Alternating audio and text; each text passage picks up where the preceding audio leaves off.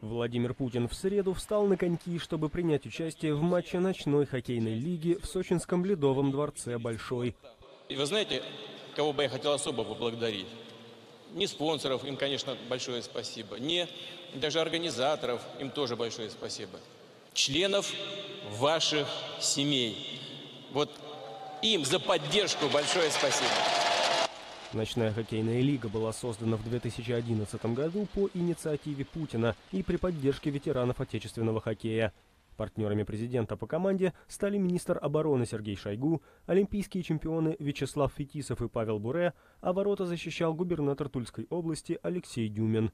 Против них играла сборная ночной хоккейной лиги, в которую вошли давние знакомые Владимира Путина. Глава «Волга Групп» Геннадий Тимченко, президент Норильского никеля Владимир Потанин, совладелец СМП банка Роман Ротенберг и другие.